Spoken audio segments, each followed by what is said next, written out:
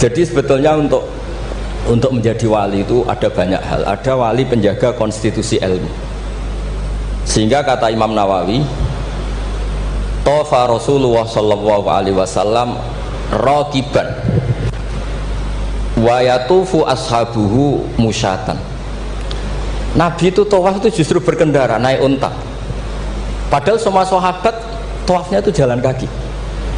Kata Imam Nawawi, Nabi yang tawaf berkendara itu afdolu wa afdolu bi alfi darajatin dibanding tawafnya sahabat yang jalan kaki.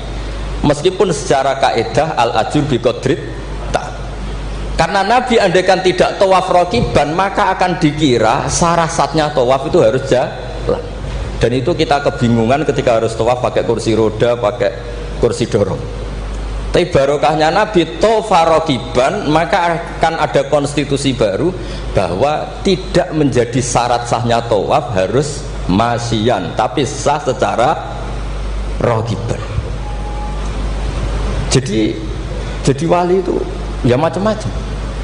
Sehingga kitab Sulam Taufik yang dikarang oleh Habib Alim Al-Alamah Abdullah bin Husain bin Thohir itu dikarang seorang Habib Alim Alamah Wali Abdal. Tapi ketika ngarang fikih itu diantara yang ditersangkakan itu apa? Ijabu malam yajib, mewajibkan sesuatu yang tidak wajib. Saya ini didikan Mbah Maimun, didikan bapak. Kalau Mbah Mun ngeluh gitu, aku sakjane ya kepengen hak santriku tirakat terus apalah.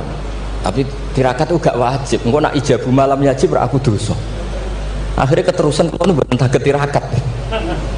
Jadi bagi yang tidak dirakat anggap aja ngelakoni apa?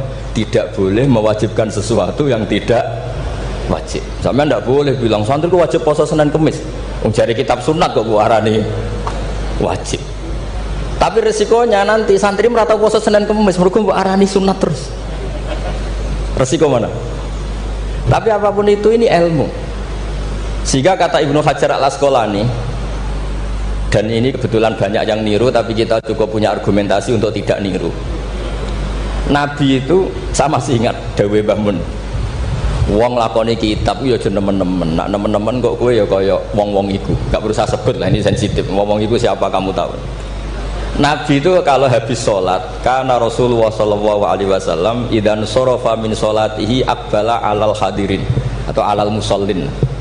Jadi Nabi setelah sholat, kalau beliau menghadap kiblat, setelah itu menghadap kemana? Ke timur, karena aqbala alal hadirin. Tapi para syurrahul hadis, para syurrahul Bukhari itu menafsirkan itu tidak harus menghadap ke timur. Itu adalah bentuk maklumat dari Nabi bahwa imam setelah sholatnya selesai harus mengatakan sesuatu atau melakukan sesuatu apa saja untuk memaklumatkan kalau sholatnya sudah apa? Selesai. Kenapa itu harus demikian? Kata Imam Bukhari, kata Surahul Bukhari, orang itu berjalan 3 kilo, 7 kilo demi menangi Nabi itu jadi makmum. Bayangkan kalau Nabi tetap menghadap kiblat dengan posisi kayak tawarruk, lungguh tahiyat akhir, nanti Nabi dikira masih sholat. Dan kalau orang itu takbir Allahu Akbar terus ikut duduk, sholatnya sah apa tidak sah? Tidak sah, karena dia menggantungkan sholat dengan orang yang sudah tidak sholat. Itu bahaya, secara fikih seperti itu udah kebahaya. Karena irtibatus sholat biman laisa fi sholatin, dia menggantungkan sholat dengan orang yang sudah tidak sholat. Dan itu secara fikih bahaya, maksudnya bahaya dianggap gak sah. Untuk memaklumatkan itu maka Nabi menghadap ke timur kalau dalam konteks Indonesia, supaya mereka tahu kalau Nabi sudah tidak sholat. Nah, kiai-kiai Jawa pinter, penggantinya kalau madhep timur kok sawangane apa ngandani, akhirnya madhep ngalor. Ini sudah kompromi politik, ini sudah ada ngadep netan tapi madhep ngalor. Ada yang nggak madhep netan, nggak madhep ngalor tapi muni astagfirullahaladzim, astagfirullah. Sementing jangan tunjukkan dengan rokokan. Nah, itu nggak boleh. Jadi makanya nggak boleh membuang ilmunya ulama, karena dengan penjelasan seperti itu sebenarnya yang paling pokok adalah pemakluman bahwa sholat ini sudah selesai, sehingga yang datang tidak menjadi makmum. Karena sekali yang datang posisi makmum itu nanti dia menggantungkan sholat dengan orang yang sudah tidak sholat. kayak apa guru-guru kita. Dan itu bisa dipelajari dari kitab-kitab kesayanganipun Mbah Hamid. Saya dengan beliau kalau pakai keluarga, beliau sepupu mbah saya. Kalau pakai sanad guru ya misalnya saya sering ngaji sekali sama Mbah Maimun. Mbah Mun bisa lewat Mbah Zubair. Mbah Zubair dulu ngaji Kiai Fakih Mas Kumambang yang di Gresik itu. Kiai Fakih ini ngaji sama Kiai Mahfud Termas. Berarti saya kelima. Kalau Mbah Hamid misalnya ini Gus Sama, Mbah Idris, Mbah Hamid, Mbah Dimyati. Mbah Dimyati itu adik kandungnya Kiai Mahfud Termas juga muridnya. Jadi hitung sanad itu nanti ketemu semua di Sayyid Abi Bakar Sato, pengarang I'anatul Thalibin. Atau misalnya saya pakai saya Mbah Mun, Mbah Karim Lirboyo. Mbah Karim ini sama Syekhona Khalil atau sama Mbah Hashim. Setelah itu Mbah Mahfud ya sama dugi Sayyid Abi Bakar Sato. Karena Syekhona Khalil di beberapa manaqibnya itu pernah ngaji langsung sama Sayyid Zaini Dahlan, gurunya Sayyid Abi Bakar apa? Sato. Tapi ketika masih sebagai thalibul ilmi pernah ngaji juga di Sidogiri, pernah ngaji di mbah-mbah istrinya Gus Aziz ini di Kiai Nur atau di Kiai Soleh di Langitan. Jadi kesanatan guru kita ini sama. Di antara aturannya adalah tadi, konstitusi ilmu itu harus dijaga. Karena kalau nggak dijaga itu umat akan ngira itu aturan baku dan itu bahaya. Bahaya sekali, bukan sekedar bahaya tapi bahaya sekali. Sehingga Sayyid Abdullah bin Husain bin Thohir dalam Sulam Taufik itu di antara pantangannya ahlul ilmi itu ijabu malam yajib, mewajibkan sesuatu yang tidak wajib. Makanya saya sering nangis andaikan orang-orang Islam itu ikhlas dan berperilaku kayak umumnya orang, itu jadi wali semua. Karena yang qobliyah terus ya baik, yang ba'diyah terus baik, yang tahajud witir ya baik. Tapi bayangkan misalnya ada orang mau masuk Islam, kebetulan sing didelok orang seperti itu rasido Islam kira-kira. Duha 8 rakaat.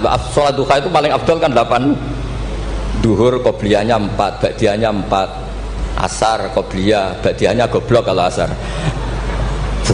Bukan dipuji karena salah. Maghrib sholat awabin sampai isya. Isya itu witir itu sebetulnya 11 rakaat ditambah ba'diyah isya berarti 13 rakaat. Itu kira-kira sing apik Islam ora sida mergo wegah salate. Tapi baru kayak wong Islam sing ra soleh-soleh, salate pas pendak maktubah. Wah ketok Islam kok gampang. Ijek rokokan bareng komat pateni melok salat. Bar salam balik nang rokoke dirokok. Ya sudah gitu sampai mati gitu.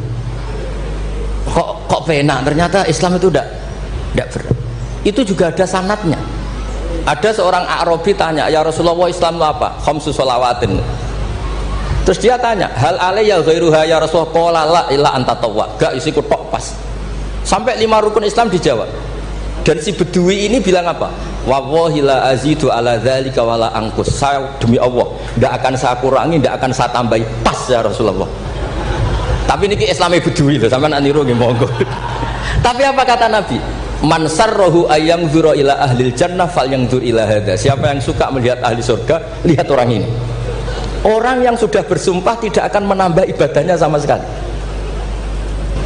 Kamu tidak boleh niru itu. Tidak usah saya larang juga sudah sebagian begitu. Tapi itu barokahnya luar biasa. Di kitab Majmu' sarahnya Muhadzab itu, setiap ada ulama yang mengatakan witir itu wajib, ada juga ulama yang mengatakan witir itu wajib. Itu langsung wa hadza batilun li hadisil a'rabi. Pendapat itu jelas salah li hadisil Arabi, karena ada hadis Arabi jelas tanya Nabi, hal alayya ghairuha ya Rasulullah, di luar 5 waktu itu apa ada yang wajib? Qala la. Jadi barokahnya Bedui ini, setiap ada ide witir wajib, tahajud wajib, pernah ada ide-ide itu ya ada. Itu langsung wa hadza batilun di hadisil Arabi. Ketika era Imam Malik, beliau mengarang Muwatta. Ini sebagai bentuk penghormatan saya sama Mbah Hamid. Karena kalau beliau terkenal wali itu tidak usah saya terkenalkan. Saya akan mengikuti Mbah Mus tadi. Sisi betapa beliau seorang alim alama, seorang ahli balaghah. Nanti saya baca, saya juga bawa manaqibnya beliau. Ketika Imam Malik mengarang Muwatta, itu di teks Muwatta itu ada kalimat begini, ghuslul jum'ati, ada yang baca ghuslul jum'ati wajibun ala kulli muhtalimin. Mandi Jumat itu wajib bagi setiap yang sudah akil balik. Al witru hakun wajibun ala kulli muslimin. Itu Imam Malik langsung nyusuli, laisa huwa kama tarawuna. Makna wajib di situ bukan seperti yang kamu bayangkan. Jadi tidak wajib kalau ditinggal nggak mandi terus nggak apa? Sah. Lagi-lagi jawabannya apa? Li hadisil a'robi. Nah ini juga harus ada yang menjaga konstitusi seperti ini. Sehingga kata Sayyid Zabidi, pengarang kitab Ithaf itu, kalau kita sampai Ithaf ya hitung saja setelah Mbah Mahfud ini punya abah alim alama namanya Abdullah punya abah alim alama namanya Abdul Mannan ini awaluman lazama Sayyid Zabidi sahibul Ithaf di Mesir. Jadi Abdul Mannan ini yang ditulis di kedutaan Mesir, orang Indonesia pertama yang sebagai ulama di Mesir. Beliau ngaji mulazamah sama sahibu Syarhil Ikhya. Gini beliau mulazamah kalian sengarang Ithafus Sadat Al-Muttaqin, namanya Sayyid Murtado Az-Zabidi. Terus pokoknya sanad Indonesia itu top pokoknya. Jadi kalau Mbah Hamid ya tinggal gitu saja, Mbah Hamid, Mbah Dimyati, Mbah Mahfud, Mbah Abdullah, Mbah Abdul Mannan, terus ke Syarhul Ikhya Sayyid Murtado siapa? Az-Zabidi. Itu kata Sayyid Murtado Az-Zabidi ketika muji tadi, muji ilmu. Saya ulang lagi, apa? Muji apa? Ilmu. Konstitusi ini harus dijaga. Apapun tidak cocoknya kita. Kadang-kadang kita sebagai orang alim itu kan, kalau seneng tirakat, santrinya wajib tirakat. Sira seneng tirakat, santrinya ora oleh tirakat. Itu tidak boleh seperti itu. Yang seneng nggih monggo, tapi jangan sampai mewajibkan. Yang nggak seneng yo tirakat ben sekali-kali ngelawan nafsunya itu tuh wong kok menuruti. Kalau niku masih ngeten nggih sering tirakat, tapi sampean ra perlu tak kandhani, kula ya kepengin ikhlas ora riya dadi. Jadi sampean ra oleh gugat kula, Gus ora tau tirakat. Ya misalnya tirakat ora tak kandhani sampean. Sing jelas termasuk tirakat kula niku kula nak diundang wong kangelan kecuali pernah sepuh. Iki agak diregani ya kebangetan gitu. Jadi sing ngundang kula ora pernah sepuh ya kebangetan. Kok enggak tahu diri jenenge. Wong karuan ra oleh kok dilanggar wae.